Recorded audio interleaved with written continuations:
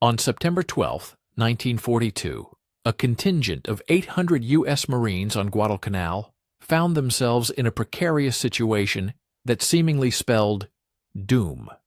Lieutenant Colonel Red Mike Edson had received critical intelligence indicating that approximately 2,500 Japanese soldiers were stealthily maneuvering through the dense jungle with the intent of encircling his unit's position atop the ridge south of Henderson Field. Military doctrine was unequivocal. When faced with a 3-to-1 numerical disadvantage and the threat of encirclement, the prescribed course of action was retreat, secure a more defensible location, and request reinforcements. However, Edson, after assessing his weary Marines, who were running low on ammunition and had no viable escape route, made a bold decision that flew in the face of conventional military wisdom. He issued orders for his men to consolidate their defensive perimeter, effectively inviting the enemy to close in. They would allow the Japanese to completely surround their position. As the humid darkness of the Pacific jungle enveloped the area, Japanese forces stealthily advanced from 3 directions, fully expecting to crush the Americans in a swift and overwhelming night assault. But what transpired next would defy established principles of defensive warfare and transform a seemingly hopeless scenario into one of the most disproportionate victories in the annals of the Marine Corps. Please stay with us and watch the end of the video to find out what happened next. We will be grateful for your like and subscription. Please leave a comment about where you are from and what you think about the video topic. As night descended on September 13th, the oppressive humidity of Guadalcanal's jungle weighed heavily on the Marines, as if the environment itself was a tangible entity. Lieutenant Colonel Merritt Edson moved deliberately through his defensive positions, his pace reflecting a man who had already come to terms with the daunting odds.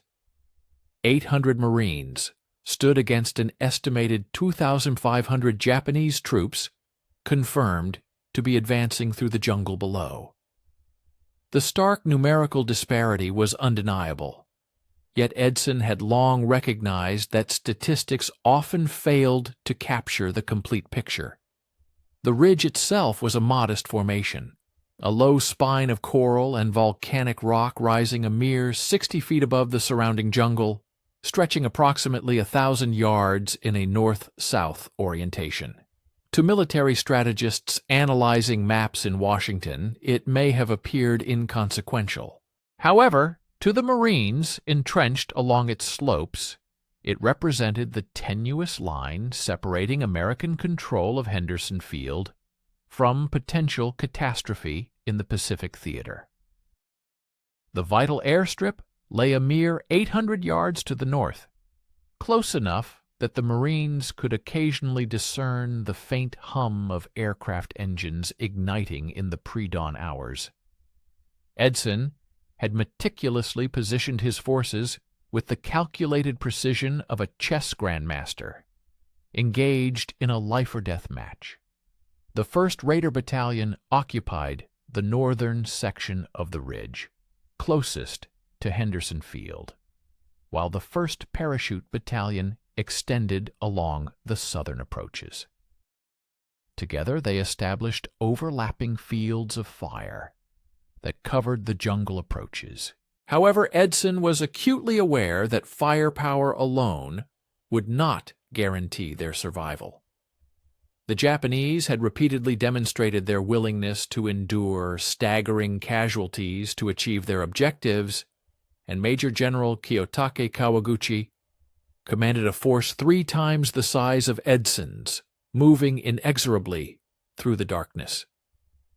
The Marines had been engaged in combat on Guadalcanal for over a month, and the unforgiving jungle had imparted invaluable lessons that no training manual could adequately convey.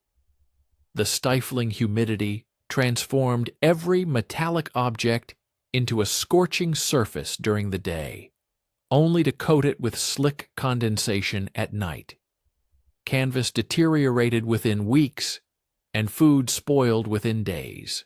The men experienced significant weight loss and succumbed to debilitating tropical diseases. However, they had also learned to exploit the jungle's unique acoustics to their advantage, discerning subtle sounds that betrayed enemy movement through the dense undergrowth. As Edson inspected his positions, he observed Gunnery Sergeant John Basilone meticulously adjusting the traverse mechanism on his Browning M1917 machine gun. This weapon, a relic from the previous war, was water-cooled and weighed a hefty 41 pounds without its tripod. However, it possessed a sustained rate of fire capable of inflicting devastating damage on human flesh at ranges of up to 1,500 yards. Basilone had already distinguished himself in previous engagements, displaying the unwavering competence under fire that separated seasoned Marines from the newly arrived replacements from the States. "How's your ammunition situation, Gunny?" Edson inquired, crouching beside the machine gun emplacement. "Enough to make them think twice about coming up this hill, Colonel," Basilone responded, his voice conveying the quiet confidence that Edson had come to rely upon. "Though I wouldn't mind having a few more belts if the Japanese decide to get serious about this." Private First Class Robert Mard was dug in 20 yards to Basilone's left, his Springfield rifle cleaned, loaded, and bayonet fixed. The young Marine had arrived on Guadalcanal a mere 3 weeks earlier, still bearing the unseasoned look of stateside training camps. However, the jungle had already begun to transform him. His uniform hung loosely on his frame, and his eyes possessed the heightened alertness that stemmed from the understanding that death could strike without warning from any direction. The Japanese strategy, as Edson gleaned from intelligence reports and captured documents, hinged on speed and shock. Kawaguchi's forces had been traversing the jungle for 3 days, following trails that only the most skilled guides could navigate in daylight. Their plan called for a coordinated night assault from 3 directions, designed to overwhelm the American positions through sheer numerical superiority and the psychological impact of fighting in complete darkness. However, the Japanese had failed to anticipate the defensive preparations that Edson had meticulously implemented over the preceding week. Every approach to the ridge had been carefully studied, measured, and pre-registered for artillery fire. The Marines had cleared fields of fire through the jungle undergrowth, creating killing zones designed to funnel attacking forces into predetermined corridors. Wire obstacles, though limited by supply shortages, had been strategically positioned to slow and direct enemy troops into the most effective engagement ranges. Furthermore, the Marines possessed intangible advantages that would not be reflected in any intelligence report available to Kawaguchi. Their training emphasized individual initiative and adaptability, qualities that proved invaluable in the chaotic environment of night combat. Unlike their Japanese counterparts, who relied heavily on coordinated group tactics, American Marines were trained to fight effectively as individuals when larger formations disintegrated under fire. As darkness enveloped the island, an eerie transformation occurred in the jungle's soundscape. The usual symphony of buzzing insects and nocturnal creatures slowly faded, replaced by an unsettling silence that alerted every experienced Marine to impending danger. Hidden in the shadows at the base of the ridge, thousands of Japanese soldiers were stealthily maneuvering into attack positions, their movement creating a palpable disturbance that even the jungle's wildlife recognized. Edson completed his final inspection of the defensive perimeter, engaging in hushed conversations with squad leaders and verifying ammunition stocks. Each Marine had approximately 200 rounds for his rifle, supplemented by grenades, mortars, and the strategically positioned machine guns that would form the core of their defense. While not an overwhelming amount, it was sufficient for Marines who had learned the importance of making every shot count. Reports crackled over the colonel's radio from observation posts strategically located throughout the jungle. Japanese forces had been detected advancing along 3 distinct routes, confirming intelligence estimates of a coordinated multi-pronged assault. The enemy was now so close that individual voices could occasionally be heard through the dense foliage, uttering clipped Japanese military commands. At precisely 11:45 p.m., the first Japanese mortar rounds began to rain down on the ridge. The explosions were scattered and lacked precision, indicating that Kawaguchi's forces were still in the process of deploying and calibrating their indirect fire weapons. Nevertheless, the shelling served its intended psychological purpose, signaling to the Marines that the anticipated battle was finally about to commence. Edson assumed his station at the command post, a shallow, sandbag-protected depression situated at the ridge's highest point. This vantage point allowed him to oversee the entire defensive line and maintain radio communication with Henderson Field. The airstrip's artillery batteries were on standby to provide crucial support, their guns preloaded and aimed at designated target areas. The jungle exploded into a scene of utter pandemonium as the initial wave of Japanese infantry surged from the tree line, their battle cries reverberating across the ridge as they charged toward the Marine positions. The moment of truth had arrived. The first wave of Japanese infantry emerged from the jungle like an unstoppable force, their voices raised in the traditional banzai cry that had struck fear into Allied forces throughout the Pacific theater. However, as they charged up the ridge's slopes, they encountered an obstacle that Major General Kawaguchi had not factored into his tactical calculations. The Marines did not falter. They did not retreat. Instead, they unleashed a barrage of precisely aimed fire that transformed the hillside into a deadly killing field. Bassilone's machine gun commenced its lethal work from a distance of 800 yards. The heavy projectiles from the Browning ripped through the advancing Japanese ranks like a scythe through a field of wheat.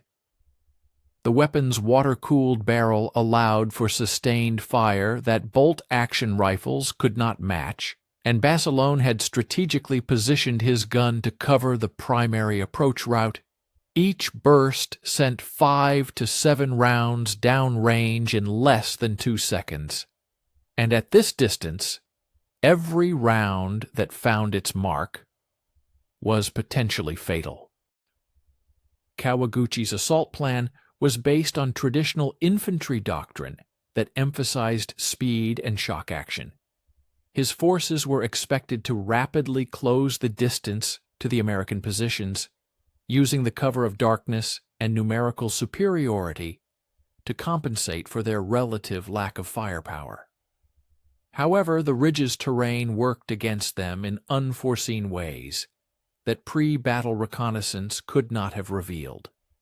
The Marines had spent weeks studying every approach, every dip in the ground, every potential piece of cover that an attacking force might exploit. Private Mard carefully aimed his Springfield rifle and squeezed the trigger. watching as a Japanese soldier stumbled and fell 50 yards down the slope from his position. The young Marine smoothly operated the bolt action, ejecting the spent cartridge and chambering a fresh round with the mechanical precision that months of rigorous training had ingrained into his muscle memory.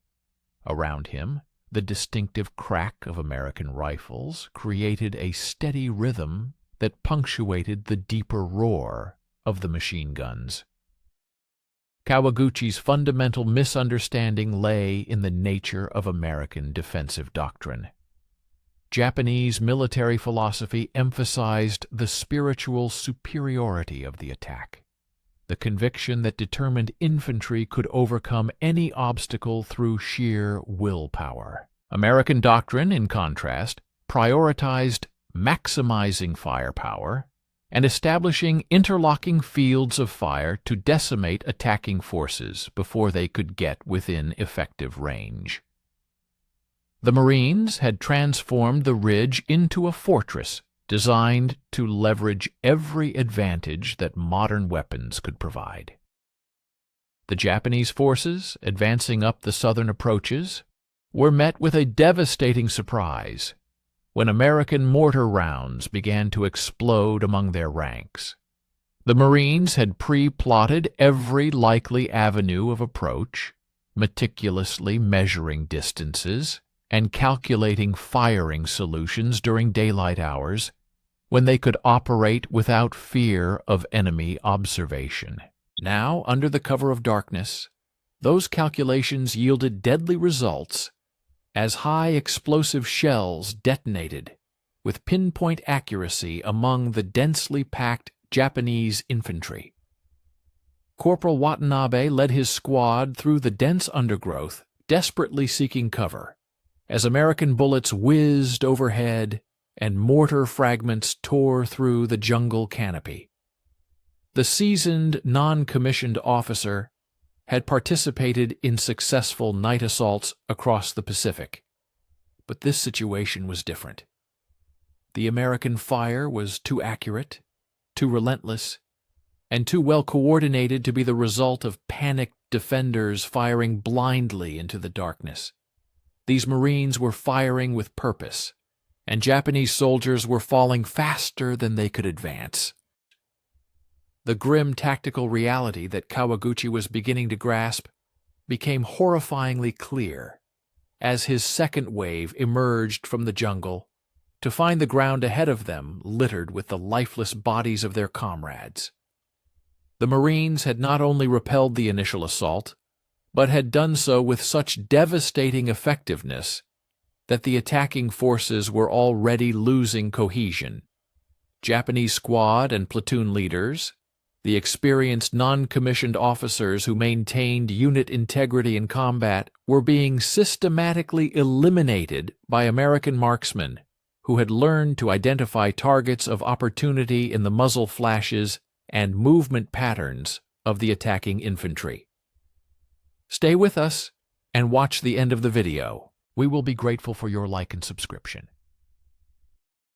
From his command post, Edson attentively followed the unfolding battle, receiving updates from his officers and directing artillery fire from Henderson Field. He recognized that this was no ordinary probe. Kawaguchi had committed substantial troops, signaling the ridge's importance as a target. However, Edson also noted critical errors in the Japanese approach, errors that his Marines were well prepared to exploit with their training and equipment.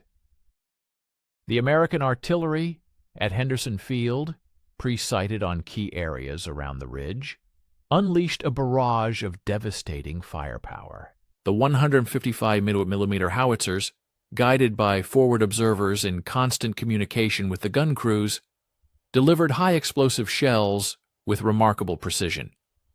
Each shell created a deadly fragmentation zone, capable of taking out enemy soldiers across a 40-yard radius, with the guns firing at a rapid rate of 4 rounds per minute, creating havoc among the ranks of the attacking infantry. Japanese tactics emphasized infiltration and close-quarters combat, but the terrain around the ridge offered scant cover for large troop movements.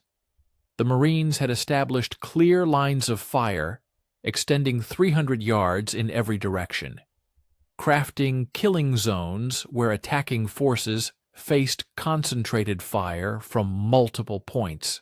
Even under the cover of darkness, the flashes from Japanese weapons betrayed their locations to American gunners, who were adept at targeting enemies by sound and muzzle flash.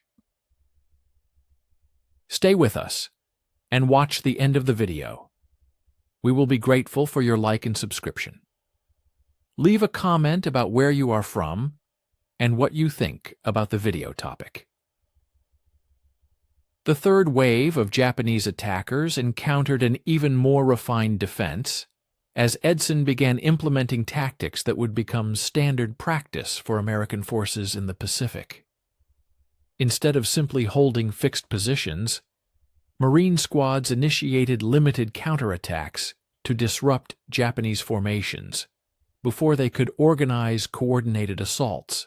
These small unit actions, often led by seasoned, non-commissioned officers like Basilone, prevented the enemy from establishing effective firing positions within range of the ridge.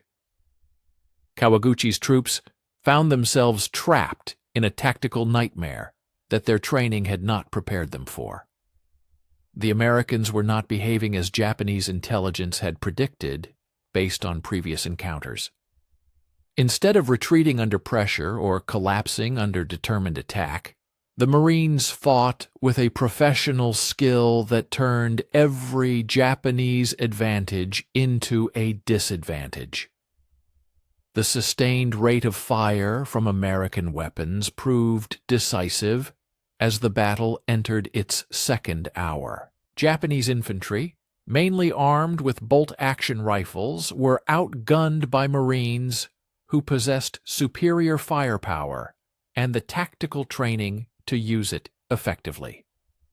The Browning machine guns, supported by mortars and artillery, created an interlocking web of destruction that no amount of individual courage could overcome. By midnight, Kawaguchi's assault had completely stalled.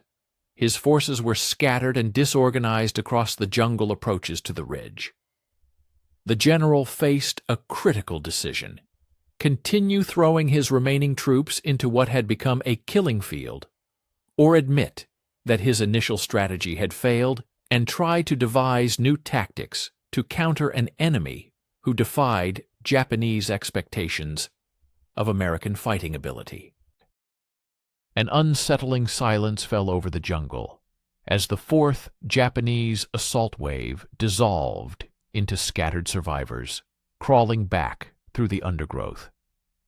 Kawaguchi had committed over 1,500 men to the attacks, and the ridge remained firmly in American hands, but the general was far from giving up. In the pre-dawn darkness of September 14th, he prepared to risk everything on a final, coordinated assault that would either break the Marine defense or destroy what was left of his command. Edson moved through his positions, checking ammunition supplies and redeploying his forces to cover the gaps created by 4 hours of continuous combat in his defensive line. The Marines had performed admirably, but they were showing the strain of sustained action. Private Mard had fired over 100 rounds from his Springfield, more ammunition than many Marines used in an entire month of training. His shoulder ached from the rifle's recoil, and his hands trembled slightly as he reloaded his 8-round clips by feel in the darkness. The colonel's main worry was ammunition for the machine guns. Basilone's crew had fired nearly 3,000 rounds, changing barrels twice to prevent overheating, despite the weapon's water-cooled design. The gunnery sergeant reported that he had only about 500 rounds left, enough for another sustained engagement, but not enough for a prolonged battle. Similar reports came from the other machine gun positions along the ridge, each crew rationing their remaining ammunition while guarding their sectors of fire. Kawaguchi had learned from his earlier mistakes, and his final assault reflected a better understanding of American defensive capabilities. Instead of launching mass frontal attacks that played to Marine strengths, he divided his remaining forces into smaller infiltration groups tasked with penetrating the American perimeter and attacking from multiple directions simultaneously. The Japanese would sacrifice the psychological impact of banzai charges in favor of tactics that might actually succeed against disciplined defenders. The new Japanese approach became evident when Marine listening posts began reporting movement from sectors that had been quiet during the earlier assaults. Small groups of enemy soldiers were trying to maneuver around the flanks of the American position, using ravines and dense vegetation to conceal their approach. These infiltrators carried light weapons and grenades, planning to get close enough to the Marine positions to neutralize key weapons like machine guns and mortars through surprise attacks. The Japanese forces, under the command of Kawaguchi, launched surprise attacks, aiming to infiltrate the American lines and disrupt their defenses. Edson, in response, swiftly redeployed his reserve forces from their positions behind the main defensive line. These troops, composed of seasoned Marines, known for their ability to operate independently and effectively in small groups, were tasked with countering the infiltration attempts. Moving with stealth and precision through the dense jungle, they utilized their intimate knowledge of the terrain to intercept the approaching Japanese soldiers before they could reach the critical ridge. The ensuing combat was unlike the previous assaults, characterized by intense close-quarters engagements.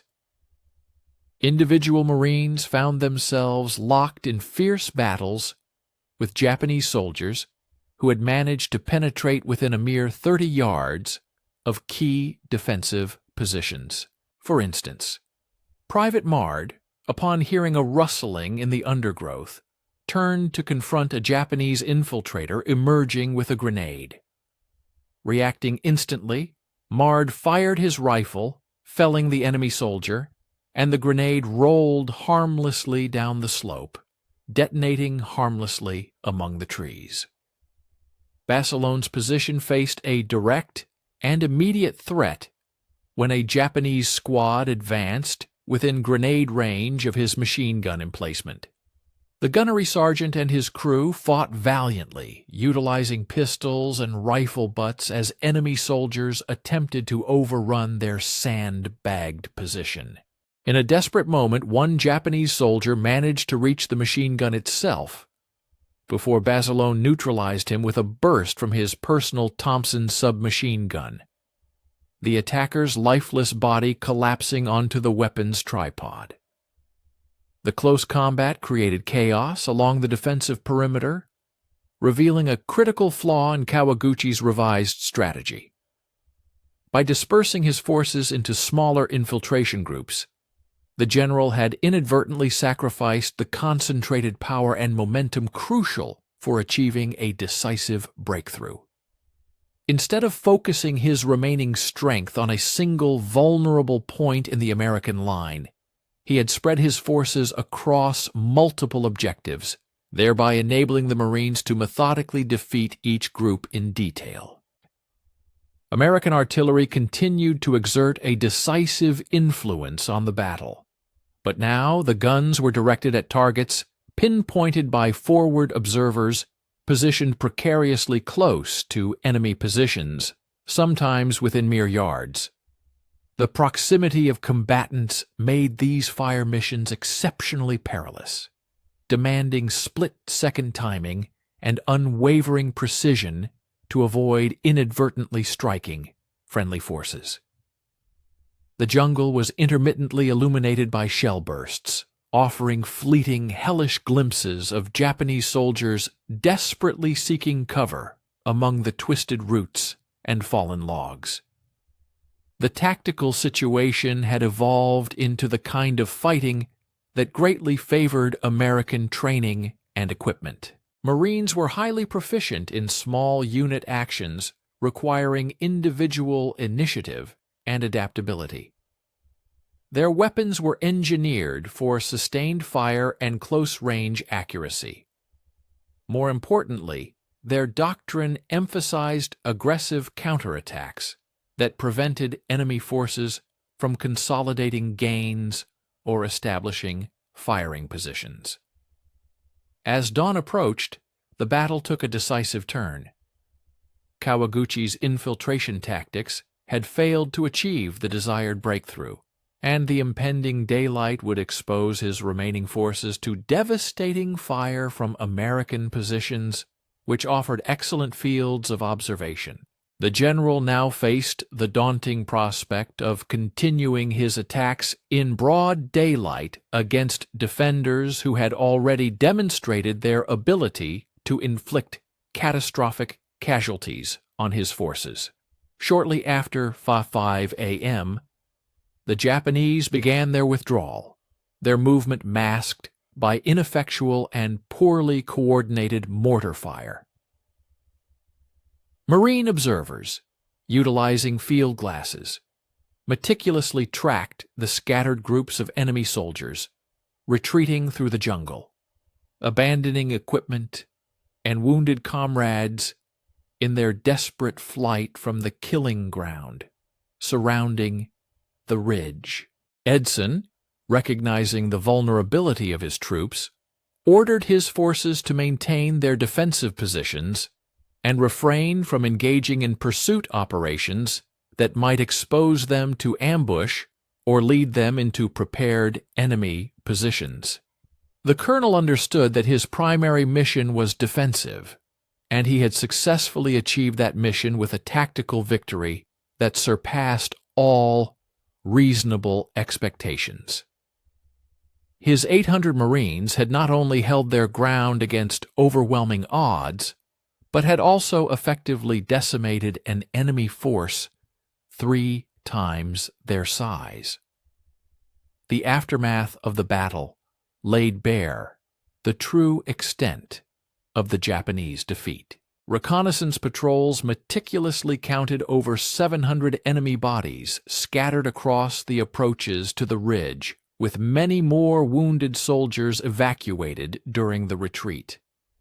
American casualties, in stark contrast, numbered fewer than 50 killed and wounded, a ratio that would have seemed implausible to military analysts studying the preliminary force dispositions. Kawaguchi's failure at the ridge effectively curtailed Japanese offensive capabilities on Guadalcanal and heralded a strategic shift that would define the remainder of the Pacific War. The Marines had conclusively demonstrated that disciplined defenders with superior firepower could triumph over numerically superior attackers, regardless of their reputation for fanatical courage. More significantly, they had proven that American forces could adapt their tactics to exploit enemy weaknesses, while maximizing their own technological and training advantages. The ridge, forever to be known as Edson's Ridge, had become the graveyard of Japanese hopes for victory on Guadalcanal, and the 800 Marines who defended it had unequivocally proven that superior numbers were inconsequential against superior preparation, training, and leadership. As the first rays of dawn painted the jungle canopy in hues of gold and green, Edson surveyed the battlefield that stretched below the ridge. The scene before him defied every prediction made by staff officers regarding Japanese resilience and fighting capability. Bodies lay scattered across the approaches in groupings that told the story of each failed assault, their positions marking the high water mark of what had been one of the most concentrated enemy offensives in the Pacific War. The silence that enveloped the ridge possessed an almost supernatural quality, broken only by the distant calls of tropical birds resuming their morning routines. Private Mard emerged from his fighting position for the first time in 6 hours, his legs unsteady as circulation returned to limbs that had remained cramped in the same defensive posture throughout the night. The young Marine gazed out across the killing field with the hollow-eyed stare of someone who had witnessed industrialized death on a scale that no training exercise could adequately simulate.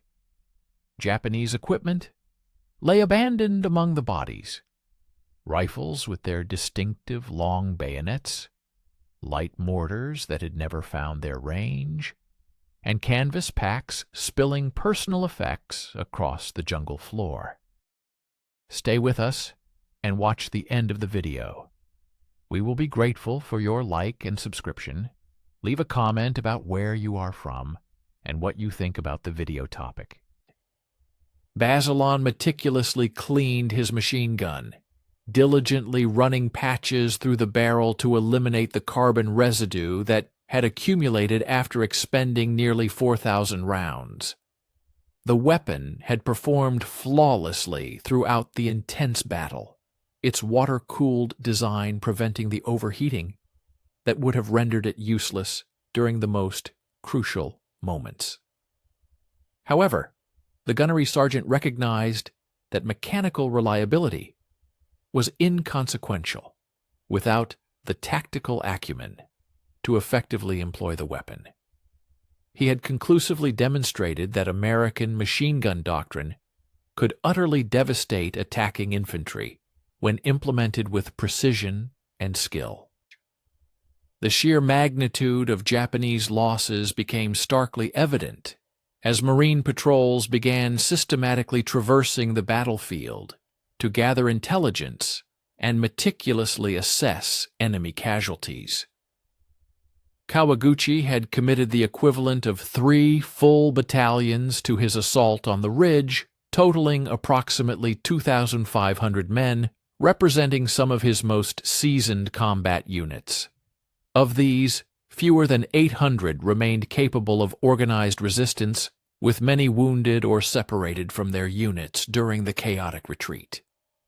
What made the defeat particularly damaging to Japanese strategic planning was the caliber of the forces that had been annihilated.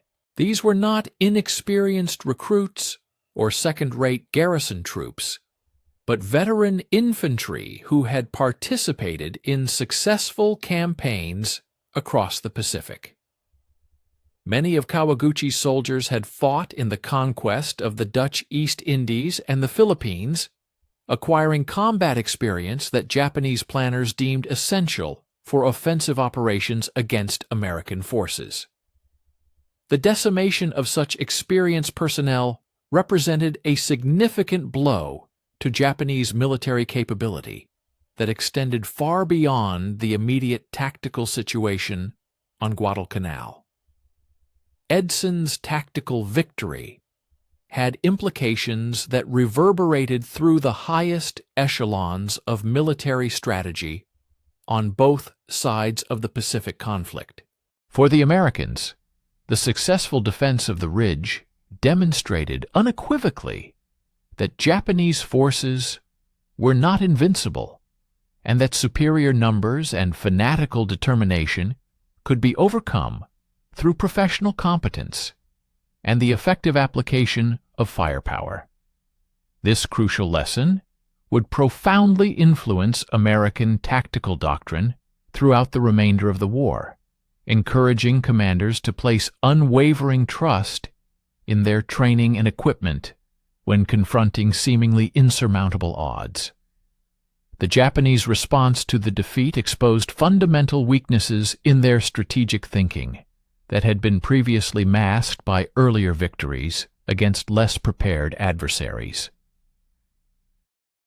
Please stay with us and watch the end of the video. We will be grateful for your like and subscription. Please leave a comment about where you are from and what you think about the video topic. Kawaguchi's after-action reports attributed his failure to inadequate artillery support and insufficient time for reconnaissance. However, these explanations conveniently avoided addressing the fundamental problem.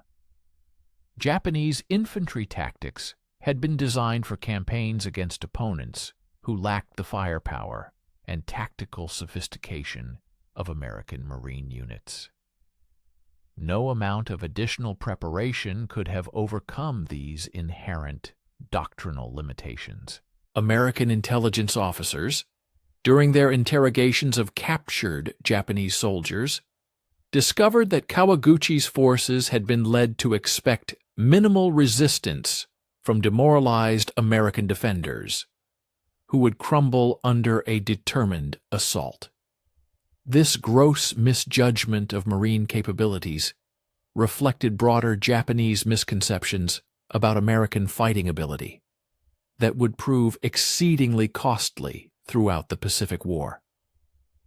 The misguided notion that Western soldiers lacked the spiritual fortitude for sustained combat had been decisively disproven. The strategic ramifications of the battle extended beyond immediate military considerations, profoundly affecting the broader trajectory of the Pacific War. Henderson Field remained firmly in American hands, providing a vital base for air operations that would systematically strangle Japanese supply lines to their remaining forces on Guadalcanal. Without the ability to reinforce or resupply their positions, Japanese commanders faced the daunting prospect of conducting a defensive campaign with inadequate resources against an enemy who controlled both the sea approaches and the airspace above the island. For the Marines who had fought valiantly on the ridge, the victory served as validation of training methods and tactical doctrines that many had questioned during their months of rigorous preparation in the United States. The emphasis on individual marksmanship, small unit tactics, and the aggressive employment of supporting weapons had proven remarkably effective against an enemy renowned for military prowess. More importantly, they had demonstrated, both to themselves and to observers throughout the Pacific, that American forces could not only match Japanese combat effectiveness, but could surpass it when properly led and equipped. The human cost of the victory, while relatively light by the grim standards of Pacific warfare, still represented irreplaceable losses for units that had no immediate prospect of receiving reinforcements. 43 Marines had been killed during the engagement, with an additional 97 wounded seriously enough to require medical evacuation. Each casualty represented years of invaluable training and combat experience that could not be quickly replaced, underscoring the critical importance of tactical victories that achieved strategic objectives while minimizing friendly losses. Edson's personal leadership during the battle became a celebrated case study in small unit command, meticulously analyzed and emulated throughout the Marine Corps for decades to come. His seemingly audacious decision to allow Japanese forces to surround his position had appeared as tactical suicide to observers who lacked a deep understanding of the defensive advantages that the ridge provided. By forcing the enemy to attack uphill against prepared positions, he had maximized the effectiveness of American firepower, while simultaneously minimizing Japanese advantages in numbers and close combat proficiency. The ridge that would forever bear Edson's name represented far more than just another tactical victory in the protracted struggle for control of the Pacific. It marked the genesis of a fundamental shift in the balance of military effectiveness that would characterize the remainder of the war against Japan. American forces had unequivocally proven that superior training, equipment, and leadership could overcome any perceived advantage in numbers or fighting spirit that their adversaries might possess. The invaluable lessons learned in the dense jungles of Guadalcanal would resonate across every battlefield, from the Solomon Islands to the very shores of Japan itself, carried forward by Marines who had witnessed the genesis of American tactical supremacy in the Pacific theater of operations. The stream of radio transmissions flooding into the Japanese command center on the morning of September 14th painted a dire picture, almost incomprehensible to General Kawaguchi. His brigade, which had boasted over 3,000 soldiers just days prior, was now essentially defunct as an organized fighting force. Commanders who had managed to maintain contact reported staggering losses, with some companies reduced to a mere handful of survivors, sometimes fewer than 20 effective soldiers. The 35th Infantry Brigade, once hailed as one of the most formidable units in the Imperial Japanese Army, had been decimated in a single night of intense combat on the ridge.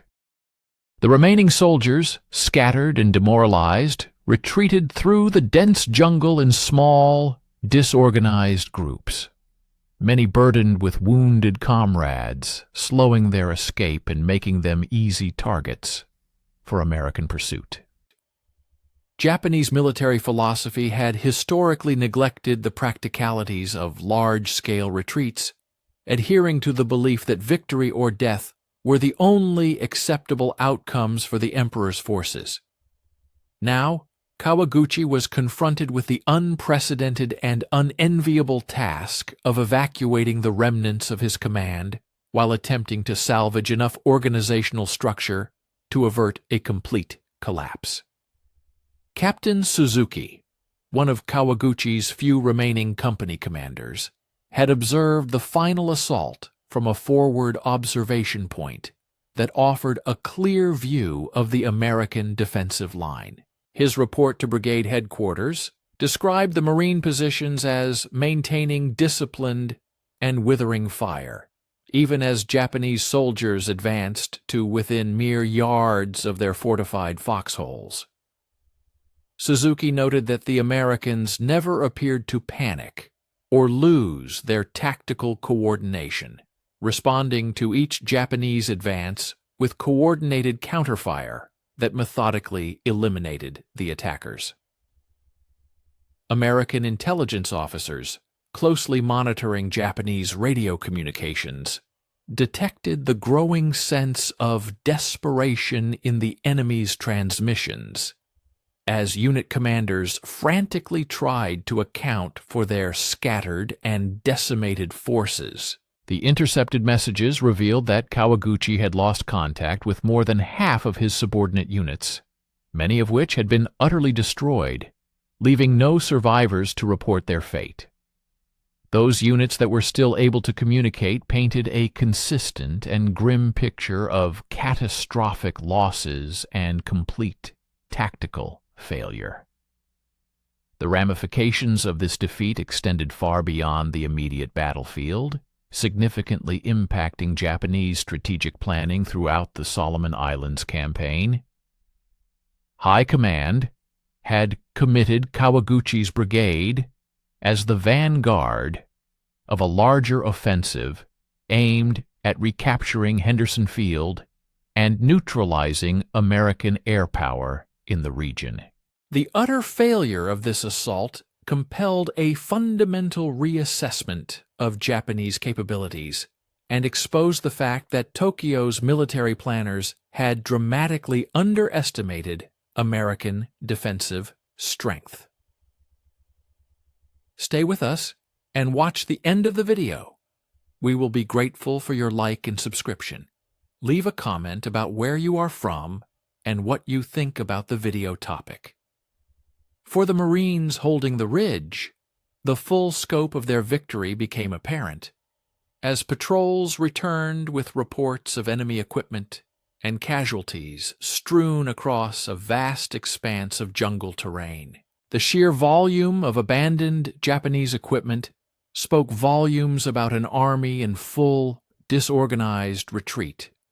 Rifles discarded to facilitate a faster withdrawal, mortars abandoned when their crews were killed or wounded, and personal belongings scattered along every trail leading away from the battlefield. Intelligence specialists meticulously catalogued the captured weapons and documents, piecing together a comprehensive understanding of Japanese tactical organization and equipment, knowledge that would prove invaluable in future engagements. Private Mard accompanied one of the reconnaissance patrols that ventured beyond the immediate perimeter to assess the extent of Japanese losses. The sights he witnessed during that patrol would be forever etched into his memory. The bodies of enemy soldiers lay in positions that vividly told the story of each failed assault, their equipment and weapons scattered in patterns that revealed the intensity and effectiveness of the American defensive fire. Many Japanese positions bore the unmistakable signs of direct hits from artillery or mortar rounds, with entire squads obliterated in single explosions that left behind craters surrounded by debris and human remains. Basilon oversaw the redistribution of ammunition from captured Japanese sources, carefully examining captured rifles and machine guns to assess their capabilities and potential applications on the battlefield. The Japanese weapons exhibited excellent craftsmanship, but reflected design philosophies that differed significantly from American approaches. While American weapons emphasized sustained fire and mechanical reliability, Japanese designs prioritized accuracy and conservation of ammunition, reflecting distinct tactical doctrines and manufacturing capabilities. The strategic implications of the battle reverberated through both military hierarchies as senior commanders struggled to comprehend the events that had unfolded on the ridge. American generals saw validation of training programs and tactical doctrines that had been meticulously developed during peacetime but never subjected to the ultimate test of combat. The emphasis on small unit leadership, individual marksmanship, and the coordinated use of supporting weapons had proven devastatingly effective against an enemy renowned for its military prowess. Japanese military leaders faced the more daunting task of explaining how elite infantry units had been decimated by a numerically inferior enemy fighting from well-prepared defensive positions. Traditional Japanese military thinking had long emphasized spiritual fortitude and aggressive tactics as the keys to victory, concepts that proved woefully inadequate against American firepower and defensive expertise. The defeat forced a painful acknowledgement that technological superiority and professional training could overcome advantages in numbers and fighting spirit. Kawaguchi's personal fate exemplified the broader consequences of the tactical disaster. The general, who had enjoyed a reputation as one of Japan's most capable field commanders, saw his career effectively terminated by the debacle on Guadalcanal. His superiors in Tokyo viewed the defeat as evidence of inadequate leadership and poor tactical judgment, criticisms that conveniently ignored the fundamental flaws in Japanese doctrine and strategic assessment that had made the disaster all but inevitable. The consequences of the conflict extended beyond the immediate battlefield, revealing deeper insights into the Japanese setback. Post-battle medical assessments by American corpsmen attending to captured soldiers uncovered widespread malnutrition and tropical illnesses among the enemy ranks. These conditions had severely impaired the fighting capabilities of the Japanese troops. The Japanese supply network, already strained by long supply routes and relentless aerial assaults from American forces, had failed to adequately support its combat units during sustained operations in challenging terrains. The casualties suffered by the American forces, while deeply regrettable for the families and units involved, demonstrated a strikingly advantageous exchange rate, affirming the tactical choices made throughout the operation. The loss of 43 Marines with 97 wounded resulted in a staggering 20-to-1 casualty ratio against the Japanese forces. This disparity underscored the defensive advantages offered by the ridge and the enhanced efficacy of American weaponry and combat strategies. The broader implications of this triumph resonated beyond military considerations, influencing both American morale and Japanese strategic evaluations across the Pacific theater. Reports of the successful defense arrived in the United States at a crucial juncture when public sentiment regarding the nation's prospects in the Pacific War remained wavering. The Marine victory served as tangible proof that Japanese forces could be overcome through meticulous planning and skilled execution, bolstering continued backing for the extensive military buildup that would ultimately prove pivotal. Stay with us as we continue to explore the lasting impact of this pivotal battle. We would be grateful for your like and subscription. Please leave a comment about where you are from and what you think about the video topic. For the 800 Marines who had steadfastly defended their position against overwhelming numbers, the victory served as a confirmation of their training, leadership, and the formidable strength of disciplined soldiers fighting for a cause they deeply believed in and understood.